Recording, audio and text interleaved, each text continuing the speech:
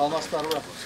Урматтуу жетекчилер, урматтуу жергиликтүү бийлик органынын жетекчилери, урматтуу кызматкерлер, мына бүгүн биз кезектеги ошол улуттук коопсуздук мамлекеттик комитетинин бала бакчасын ачып атабыз. Себеби дегенде бул баардык облустарда ушинтип ачып келатабыз. Кечээ күндөрдө биз ушунун мына биздин бөбөктөрүбүзгө Нарын облусунда, Нарын шаарында ачып келдик. Ага чейин Ош шаарында ачтык, Чүй облусунда ачтык. Эми мына Талас шаарына да келип Кудай буйрса ачып атабыз. Жакында Баткенде ачабыз. Буга чейин Жалал Абадта дагы ачтык.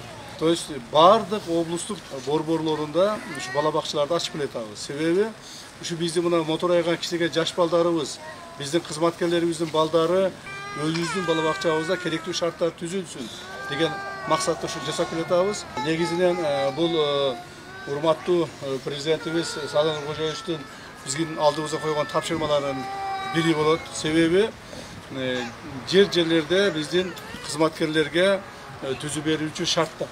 Так. Бул дагы ошол шарттардын бири болуп эсептелинет. Балдарыбыз жакшы тарбия алыш керек, балдарыбыз жакшы билим алыш керек. Ошондо ушул балдарыбыз мына ата-энесине окшоп, мына биздин кызматкерлерибизге окшоп, биздин ошол улуттук коопсуздук мамлекетинин кызматында иштеген кызматкерлерибизге окшоп, булар дагы жакшы кызматтарды кылыш керек. Булар дагы жакшы билимдерди алыш керек. Эртең мамлекетин, элини, журтуну коргой турган, кызмат кыла турган илимдүү, билимдүү уул кыздарыбыздан болуп өсүш керек. Ошого көрүлгөн камкордуктардын бири буюрса ушул мындай маселени биз мындан ары да токтотпойбуз, мындан ары да улантабыз. Талас жергесинде айрыкча ушу биздин кызматкерлерге бардык шарттар түзүлгөн, бардык райондордо административдик мекемелерибизге райондордо барды жаңыдан курулду, облустук административдик мекемебиз жаңыдан курулду, башкармалыктын мекемеси. Демек, биздин кызматкерлерибиз бул жерде таза берилгендик менен мамлекетке кызмат кылыш калды. Берилгендик менен. Себеби ачык эле айтыш керек. Ушуга чейин улуттук коопсуздук мамлекеттик кызматынын кызматкерлеринин бардыгын көп жерлерде 2020 жылга чейин айрыкча мына ошого чейин иштеген жигиттер көпчүлүгү ошо турасыңар. Айрыкча 2020 жылга чейин коммерция болуп кеткен, бизнес болуп кеткен. Ар бир караган жумушуңарды, ар бир мыйзам бузууларды бизнеске айлантырып алгансыңар. Демек андай болбойт эми. Ошондуктан мына азыр тартипти киргизип келе жатабыз. Мындан ары мындан да катуу тартип болот. Мыйзамдын чегинде тартиптүү болуп, берилгендик менен ушул коюлган талаптарды так аткарыш керек болот. Кайсыл бир кылмышты козгоонун негизинде же кайсыл бир мыйзам бузуулуктун негизинде өзүңөрдүн жеке кызматыңарга, жеке чөнтөгүңөргө, жеке өзүңөрдүн проблемаңарды чече баштай турган болсоңор, мыйзам чегинде жооп бересиңер. Муну жакшы билесиңер. Ушул маселе боюнча көптөгөн болбосо дагы кээ бир биздин кызматкерлерге биз мыйзам чегинде чараларды көрдүк. Мындан ары да көрүлөт чаралар. Ошондуктан мына биздин урматтуу келинчектерибиздин алдында, үй бүлөлөрүбүздүн алдында ушул маселени мен силерге айтып жеткизип коеюн деп атамын. Дагы бир жолу. Эч качан муну унутпашыбыз керек. Биз мамлекеттин эң ишенген, мамлекет таянган тоосу ушу улуттук коопсуздук мамлекеттик кызматы. Силерге ишенип турат. Кыргызстан деген мамлекет силерге ишенип турат. Силерге таянып турат. Так, силер мыйзамдын чегинде мамлекетте стабилдүүлүктү, коопсуздукту камсыз кыласыңар деп силерге мындай үмүт этип турат.